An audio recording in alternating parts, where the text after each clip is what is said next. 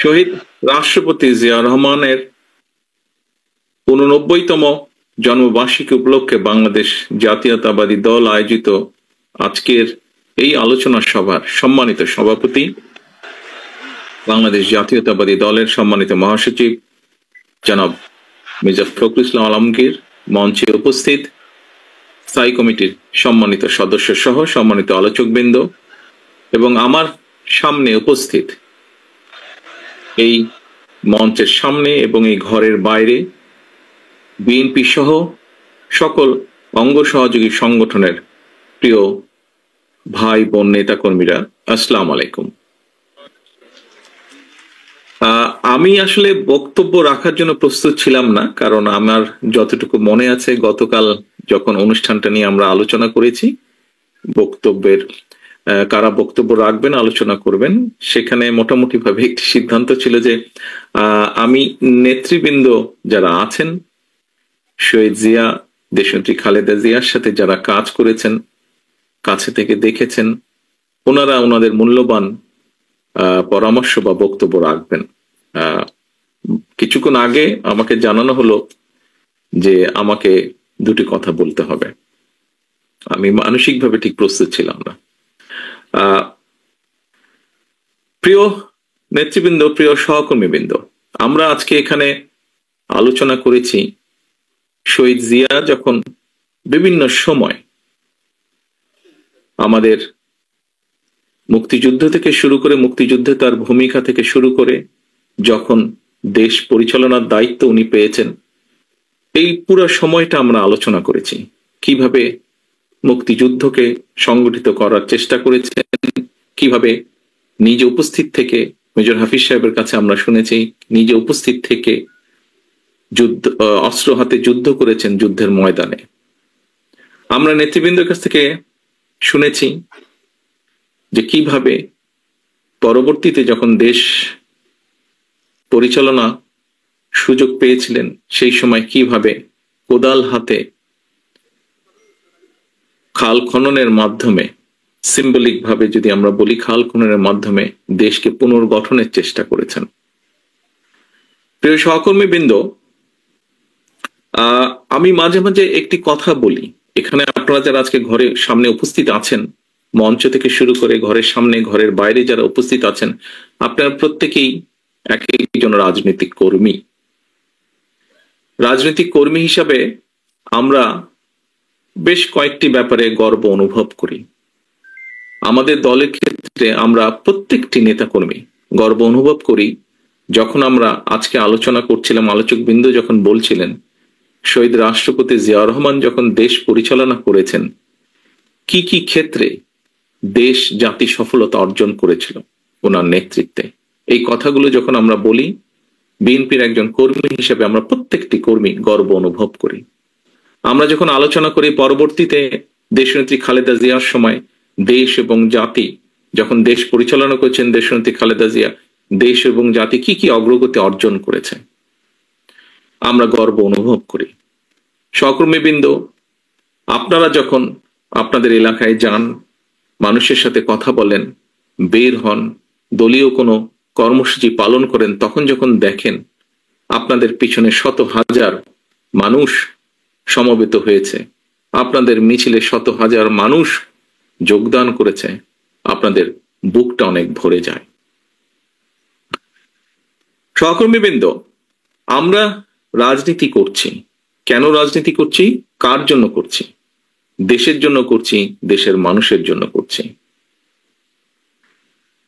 একজন রাজনীতিবিদ হিসাবে যে গর্বের কথাগুলো বললাম, এর পাশাপাশি বোধহয় আরেকটি বিষয় আছে। বিষয়টি আমরা মাঝে সাঝে আলোচনা করি, আমরা যারা পেছনে রয়ে যাই তারা আমরা আলোচনা করি। কি সেটি? সেই বিষয়টি, একজন রাজনীতিবিদ যখন মানুষ মাত্রই মৃত্যুবরণ করবে, এবং একজন রাজনীতিবিদ যখন মৃত্যুবরণ করেন, মুসলমান যদি হয়ে থাকেন অবশ্যই জানাজা তার হয়, এবং সেই জানাজায় মানুষের উপস্থিতি বলে দেয় যে মানুষটি মারা গিয়েছেন তিনি তার মানুষের কাছে কতটা জনপ্রিয় ছিলেন, তিনি মানুষ হিসেবে কতটা মানুষের কাছে গ্রহণযোগ্য ছিলেন, এই জানাজার বিষয়টি বলে দেয়। এখানে ডক্টর মোশাররফ সাহেব শহীদ রাষ্ট্রপতি জিয়াউর রহমানের জানাজার কথা উল্লেখ করেছেন ওনার বক্তব্যে। আমরা সমসাময়িক ইতিহাস ওনার জানাজা থেকে শুরু করে আজ পর্যন্ত যদি দেখি, খুব সম্ভবত পৃথিবীর কোনো রাজনৈতিক নেতার চলে যাবার পরে জানাজার ক্ষেত্রে এইরকম দৃশ্য আমরা দেখিনি, এত জনসমাগম আমরা দেখিনি, এভাবে মানুষকে কাঁদতে আমরা দেখিনি, এত সংখ্যক মানুষকে কাঁদতে। প্রিয় সহকর্মী বৃন্দ,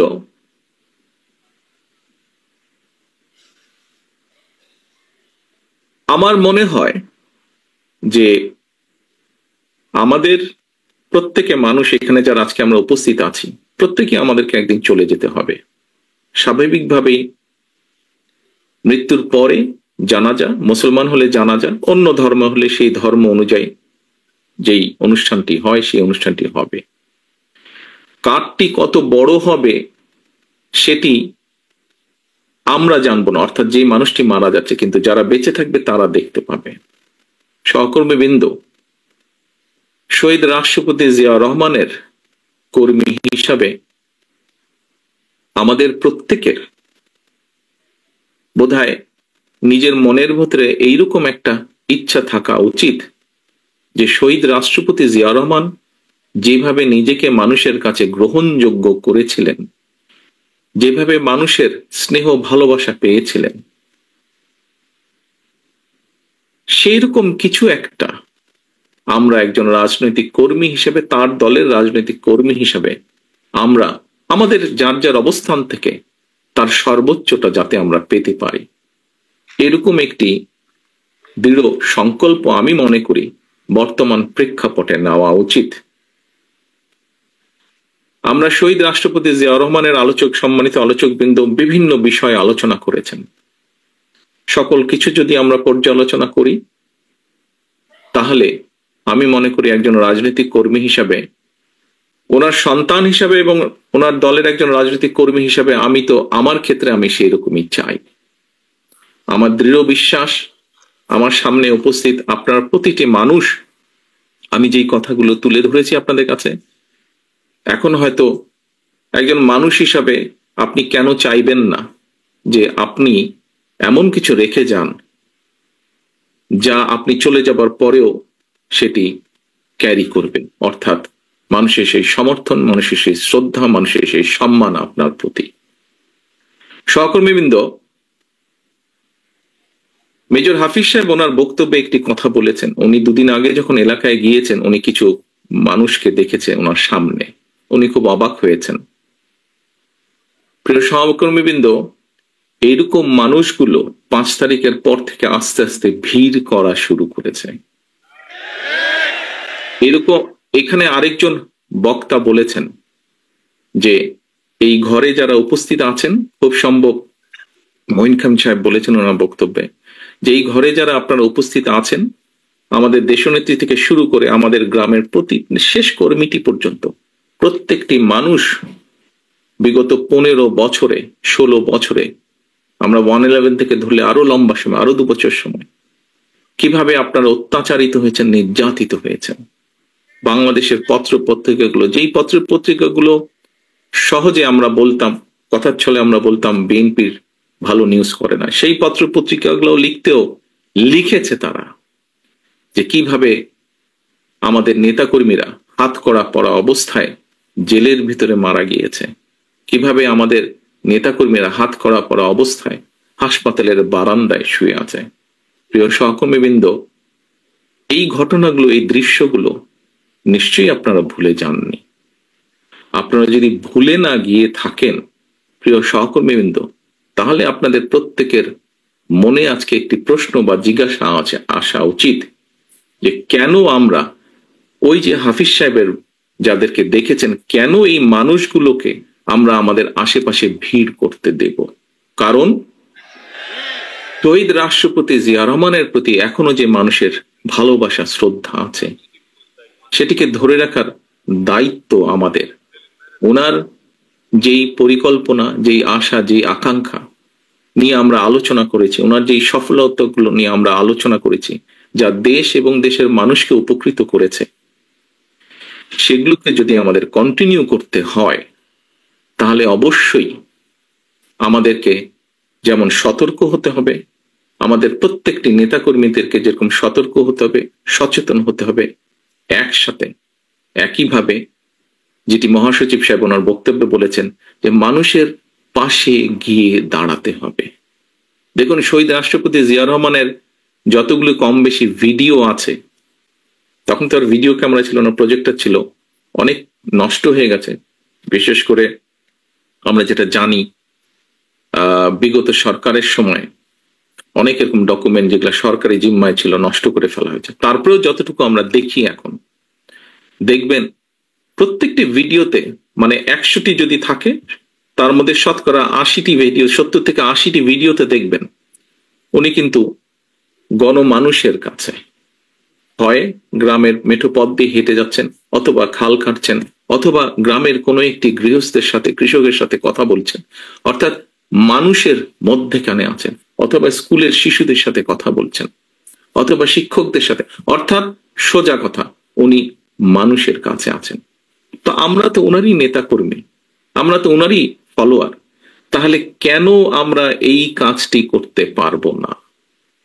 প্রিয় সহকর্মীবৃন্দ, রাজনৈতিক দল হিসাবে, একটি রাজনৈতিক গণতান্ত্রিক রাজনৈতিক দল হিসাবে আমরা তো এক্সপেক্ট করবই, এবং শুধু এটা আমাদের এক্সপেকটেশন বা আশা না, এই অধিকারটিকে বঞ্চিত করা হয়েছিল গত 1 যুগেরও বেশি সময় ধরে, এবং এই অধিকারকে প্রতিষ্ঠিত করার পক্ষে বাংলাদেশের প্রত্যেকটি মানুষ সচেতন, প্রত্যেকটি গণতান্ত্রিক মানুষ। কি সেটি ভোটের অধিকার, ভোটকে প্রতিষ্ঠিত করা। আমি বিগত 1 যুগেরও বেশি সময় ধরে বাধ্য হয়ে প্রবাসে থাকতে হচ্ছে আমাকে। আমি এমন একটি দেশে আছি যেখানে গত 400 বছর ধরে গণতন্ত্র প্র্যাকটিস হচ্ছে। আমরা গণতান্ত্রিক দেশ, উন্নত দেশ, মানুষের গণতান্ত্রিক অধিকারের দেশ বললে প্রথমে ব্রিটেনের কথা চোখের সামনে ভেসে ওঠে। প্রিয় সহকর্মীবৃন্দ, এই দেশে যে কোনো সরকারি ব্যবস্থা, যে কোনো রাষ্ট্রীয় ব্যবস্থা, যে কোনো ব্যবস্থা কেন মানুষের পক্ষে, তার একটি মূল কারণ হচ্ছে এই দেশের মানুষের ভোটের অধিকার প্রতিষ্ঠিত রেখেছে তারা, যে কোনো ভাবেই হোক সেটিকে প্রতিষ্ঠিত রেখেছে। অর্থাৎ মানুষকে কথা বলতে দিতে হবে, মানুষকে তার ভোট দিতে হবে, এর বাইরে কোনো কথা নাই। এবং তার জন্য একটি জবাবদিহিতা তৈরি হয়েছে, আস্তে আস্তে জবাবদিহিতা তৈরি হয়েছে। সেই জবাবদিহিতা প্রত্যেকটি ক্ষেত্রে, রাষ্ট্র এবং সরকারের প্রতিটি ক্ষেত্রে এই জবাবদিহিতা তৈরি করতে পেরেছে তারা, এবং সেজন্যই এখানে মানুষ নিরাপদ থাকে, এখানে মানুষ রাষ্ট্রকে, সরকারকে ভয় পায় না, বরং সরকার মানুষকে ভয় পায়। এবং সেই জন্য সরকার প্রতিনিয়ত সচেতন থাকে কিভাবে দেশের মানুষকে ভালো রাখা সম্ভব হয়। কাজেই আমরা মনে করি, আমি দৃঢ়ভাবে বিশ্বাস করি, যে কোনো মূল্যে, গতকাল জিয়া রহমান ফাউন্ডেশনের অনুষ্ঠানে একজন তরুণের প্রশ্নের জবাবে আমি একটি উত্তর দিয়েছিলাম।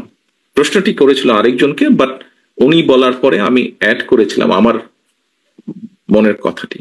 সেটি হচ্ছে, বাংলাদেশে আমরা অনেকগুলো রাজনৈতিক দল আছে, বিভিন্ন রাজনৈতিক দলের বিভিন্ন মতবাদ আছে, বিভিন্ন আদর্শ আছে, থাকতে পারে, থাকাটাই স্বাভাবিক, থাকাটাও উচিত।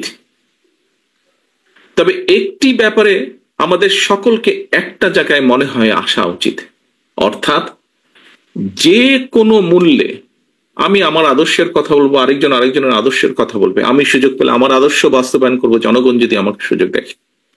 অন্য কেউ সুযোগ পেলে, তাকে যদি জনগণ সুযোগ দেয়, সে তার আদর্শ বাস্তবায়ন করবে, যা তার জনগণের সামনে উপস্থাপন করবে।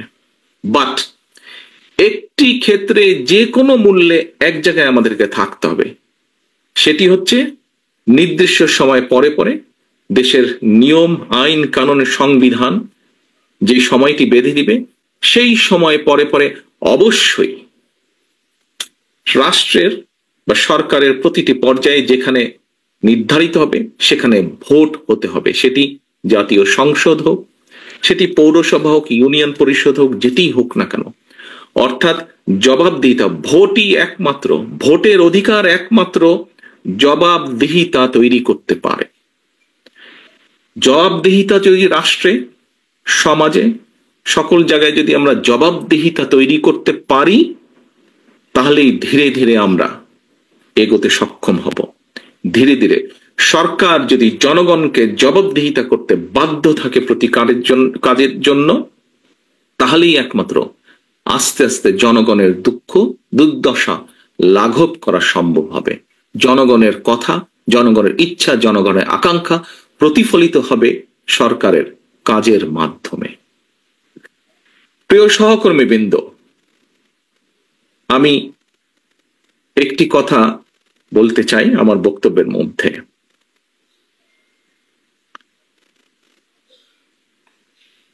হাফিজ সাহেবের আবারও উদাহরণটি আমি টানতে চাই।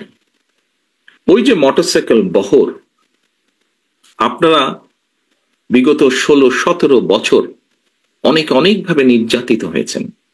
আমরা মোটামুটি একটি গড় হিসেবে জানি বাংলাদেশ জাতীয়তাবাদী দলের 60 লক্ষ নেতাকর্মীর নামে বিভিন্নভাবে মিথ্যে গায়েবী মামলা আছে, নির্যাতিত, অত্যাচারিত। শুধুমাত্র জুলাই আগস্ট মাসে যে আন্দোলন, জনগণের যে আন্দোলন, সেখানে বাংলাদেশ জাতীয়তাবাদী দলেরই প্রায় 500 মতন নেতাকর্মী শহীদ হয়েছেন। বহু হাজার, শত হাজারের মতন নেতাকর্মী বিভিন্নভাবে জখম হয়েছেন। আমরা কি এতগুলো বাংলাদেশ জাতীয়তাবাদী দলের নেতাকর্মীরা যারা অত্যাচার নির্যাতন সহ্য করেছে, এই যে 60 লক্ষ মানুষ বা তারও বেশি সংখ্যক মানুষ, আমরা কি ওই মোটরসাইকেল বহরের যারা, তাদেরকে সুবিধা দেওয়ার জন্য এই অত্যাচার নির্যাতন সহ্য করেছি? অবশ্যই নয়, অবশ্যই নয়। সহকর্মীবৃন্দ, মানুষ হিসাবে আমরা বিভ্রান্ত হয়তো হতেই পারি,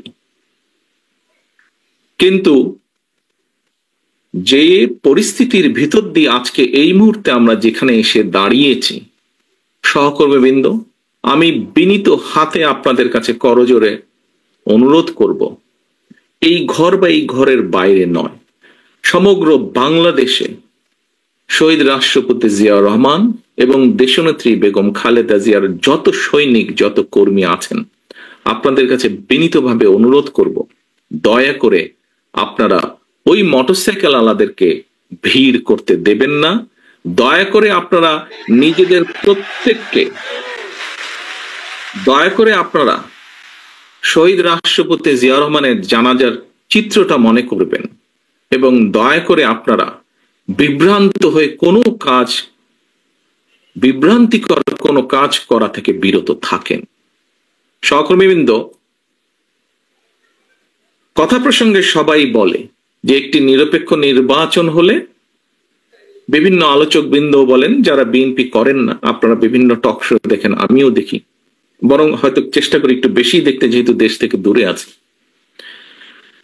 অনেকেই বলেন যে একটি দেশে স্বাভাবিক সুষ্ঠু নিরপেক্ষ নির্বাচন হলে বাংলাদেশ জাতীয়তাবাদী দলের সর্বোচ্চ সম্ভাবনা আছে সরকার গঠন করার। সহকর্মীবৃন্দ, আমি আপনাদের কাছে একটি প্রশ্ন রাখতে চাই।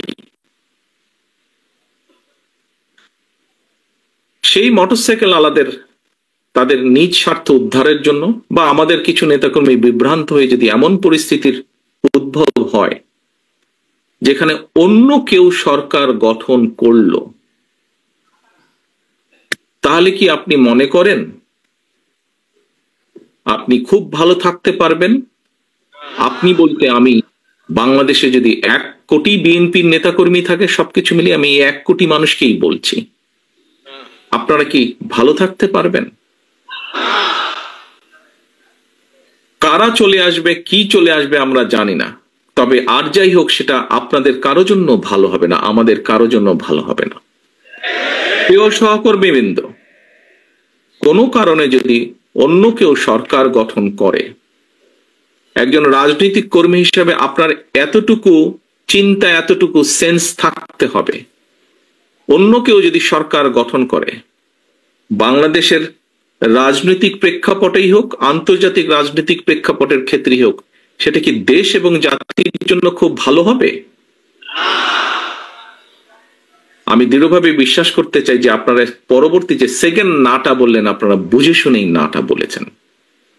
প্রিয় সহকর্মীবৃন্দ, আপনারা যদি বুঝে শুনে নাটা বলে থাকেন তাহলে আপনারা সঠিক বলেছেন, এবং তাই যদি হয়ে থাকে, দুটো প্রশ্ন করেছি আপনাদের, দুটোতেই আপনারা না বলেছেন। প্রিয় সহকর্মীবৃন্দ, এই নাটি যদি আপনারা বুঝে শুনে এবং সত্যিকার ভাবে না বলে থাকেন, এখনো আমাদের হাতে সময় আছে মানুষের পাশে গিয়ে দাঁড়ানো। এখনো আমাদের সময় আছে, এখনো আমাদের কাছে সময় আছে মানুষ যেভাবে চায় সেভাবে চলার জন্য। দিন শেষে কিন্তু রাজনৈতিক দল হিসাবে, রাজনৈতিক কর্মী হিসাবে যাই হোক, দিন শেষে কিন্তু আপনাকে ওই লোকটার কাছে, ওই মানুষটার কাছে, ভোটারটার কাছে আপনাকে যেতে হবে। এটা তো বোঝেন নাকি? এটা তো বোঝেন। আমরা দুদিন আগে আমি একজন ব্যক্তির টক শো দেখছিলাম। উনি কথা প্রসঙ্গে বলছিলেন, সে আলোচক কথা প্রসঙ্গে বলছিলেন যে উনি এখনো ঠিক বুঝে উঠতে পারছেন না, যেই স্বৈরাচার পালিয়ে গিয়েছে তারা আবার মাথা ছাড়া দেওয়ার চেষ্টা করছে। চেষ্টা ঠিক আছে, করতেই পারে তারা, কিন্তু তারা যদি ভোটের মাঠে নামে, কি নিয়ে তারা মানুষের সামনে হাজির হবে? পেছনের গুলা বাদই দিলাম, উনি বলছেন যে পেছনের গুলো না হয় বাদই দিলাম, এই জুলাই অগস্ট মাসে যে হত্যাকাণ্ড ঘটেছে, প্রায় 1.5 থেকে 2,000 মানুষকে যে হত্যা করেছে, প্রায় 30,000-এর মতন মানুষকে যে তারা জখম করেছে, ইউনিসেফের বক্তব্য অনুযায়ী 64টা শিশুকে তারা হত্যা করেছে, এর জবাব তারা মানুষের সামনে কি দিবে? এই জবাবগুলো তো তাদেরকে দিতেই হবে। সহকর্মীবৃন্দ, আমরা যদি সেই দিনটি আসা পর্যন্ত আমাদের ভিতরে যদি কেউ কিছু করে, জবাব তো আপনাকে দিতে হবে। যখন আপনি দুদিন পরে ভোটের জন্য মানুষের কাছে যাবেন, আপনাকে জবাব দিতে হবে না? সে যদি বলে যে এই মিয়া, তোমার ওই লোক এসে আমার সাথে এই ব্যবহার করেছে বা আমার প্রতি এই অন্যায় অবিচার করেছে, তোমার দলের লোক এসে, আপনি কি জবাব? আপনি কি যদি তখন যদি শুধু জবাব দেন, ভাই ওকে তো চিনি না, ও দলের কেউ না, তাতে কি হয়ে যাবে? তাতে তো হবে না। প্রিয় সহকর্মীবৃন্দ, আমাদের সামনে উদাহরণ আছে, একদম কটকটা, একদম পরিষ্কার উদাহরণ আছে। জনগণ যখন ক্ষিপ্ত হয়, জনগণ কিভাবে স্বৈরাচারকে খেদিয়ে দেশ থেকে পালিয়ে যেতে বাধ্য করে। সহকর্মীবৃন্দ, মাত্র কদিন আগে, এখনো চোখের সামনে জল করছে সেই উদাহরণ। জনগণ যদি ক্ষিপ্ত হয়, যতই মনে মনে তৃপ্তিবোধ করেন বিএনপি সবচেয়ে বড় দল, আমি জানি হয়তো আমার এই কথাটার কিছু কিছু রিয়াকশন হলেও হতে পারে, বিভিন্ন জন বিভিন্ন ভাবে টুইস্ট করতে পারেন। দলীয় প্রোগ্রাম বলছি, তারপরে এটা তো দলীয় থাকবে না, এখানে সাংবাদিক ভাইরা আছেন, ইন্টারনেটে কানেক্টেড, এটা বেরিয়ে যাবে। বিষয়টি হচ্ছে যে জল করছে সেই উদাহরণ। কাজেই দিন শেষে কিন্তু সেই জনগণ, আমরা সকলে সেই জনগণের সমর্থন পাওয়ার চেষ্টা করছি। কাজেই সমর্থন যদি পেতেই হয়, কেন আমরা সত্যিকার ভালোভাবে সেই সমর্থন নেওয়ার চেষ্টা করব না? কেন আপনি অন্যায়ের বিরুদ্ধে চোখ বন্ধ করে রাখবেন? প্রিয় সহকর্মীবৃন্দ, দিন শেষে সেই জনগণের কাছেই যেতে হবে। জনগণ যদি মুখটা ফিরিয়ে নেয়, আপনার আমার কিন্তু কোনো স্থান নেই। যত বড় যাই হই না কেন, আমরা নিজেরা যত বড় যাই মনে করি, জনগণ যদি মুখ ফিরিয়ে নেয়, এবং নাম বলবো না, কিছু কিছু রাজনৈতিক শক্তি, যেই হোক না, যত ছোট বড়ই হোক না কেন, তারা বিভিন্নভাবে আমাদের বিপক্ষে, ওই মোটরসাইকেল আলাদের কিছু কাজ কামের কারণে তার সাথে আমাদের নেতাকর্মীদেরকে যুক্ত করে কিছু কিছু কথা বলার চেষ্টা করছে। আমাদেরকে সতর্ক সচেতন হতে হবে সহকর্মীবৃন্দ। বারে বারে আমি বলছি, আমি আজকে গত কয়েক মাস ধরে বলছি, সামনের নির্বাচন এত সহজ নয় আপনারা যত সহজ ভাবছেন। নিজের মনে যতই বড়াই করুন, আরে বিএনপি তো শাখা প্রশাখা একদম গ্রাম পর্যন্ত আছে, অন্যদের কি এত আছে? এত বড়াইয়ের কিছু নেই।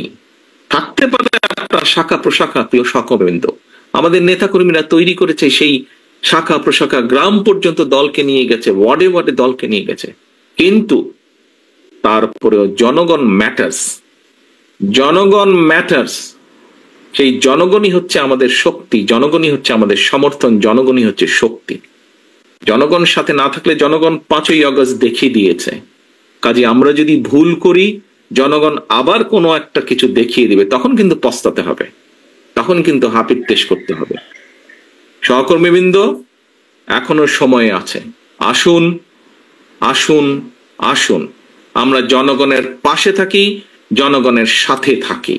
যারা এমন কিছু করবে যা আপনাকে আমাকে ক্ষতিগ্রস্ত করবে, যা আমার দলকে ক্ষতিগ্রস্ত করবে, যা আমাদের দল ক্ষতিগ্রস্ত হবে, আমরা তার বিরুদ্ধে প্রতিবাদ গড়ে তুলব, তার বিরুদ্ধে প্রতিরোধ গড়ে তুলব। আজকে শহীদ জিয়ার 89তম জন্মবার্ষিকীতে যদি শহীদ জিয়াকে সত্যিকার ভাবে আমাদের স্মরণ করতে হয়, যদি শহীদ জিয়াকে সত্যিকার ভাবে সম্মান জানাতে হয়, আজকে দেশনেত্রী খালেদা জিয়া, ওনার জন্য আমরা দোয়া করছি সুস্থতার জন্য, কিন্তু দেশনেত্রী সবচাইতে খুশি হবেন, দোয়া তো আছেই, কিন্তু উনি যখন দেখবেন যে জনগণ সমর্থন দিয়েছে বিএনপির প্রতি, আমি তো মনে করি সবচাইতে বেশি খুশি উনি সেদিন হবেন। এবং দেশনেত্রী খালেদা জিয়ার সৈনিক হিসাবে আপনাদের উপরে সে দায়িত্ব বর্তায়। সহকর্মীবৃন্দ, আমরা কে ছোট নেতা, কে গ্রামের নেতা, কে ইউনিয়নের নেতা, কে বড় নেতা, কে বিভাগীয় নেতা, কে কেন্দ্রীয় নেতা, বিষয় এটি নয়। বিষয় একটি, আমাদের ঐক্যবদ্ধ থাকতে হবে, আমাদেরকে অন্যায়ের বিরুদ্ধে থাকতে হবে, আমাদেরকে অন্যায়ের বিরুদ্ধে প্রতিরোধ করতে হবে, আমাদেরকে এমন ভাবে দাঁড়াতে হবে যাতে জনগণ বোঝে যে আমরা তাদের সাথে আছি, জনগণ বোঝে আমরা তাদের পাশে আছি, জনগণ বোঝে যে জনগণ যেভাবে চায় আমরা সেভাবেই আছি, জনগণের প্রত্যাশা অনুযায়ী আমরা সেভাবেই তাদের পাশে আছি। সহকর্মীবৃন্দ, আজকে এই হোক আমাদের শপথ, শহীদ রাষ্ট্রপতি জিয়াউর রহমানের এই 89তম জন্মবার্ষিকীতে এই হোক আজকে আমাদের প্রতিজ্ঞা। সকলকে আন্তরিক ধন্যবাদ। আল্লাহ হাফেজ। বাংলাদেশ জিন্দাবাদ। বাংলাদেশ জাতীয়তাবাদী দল জিন্দাবাদ।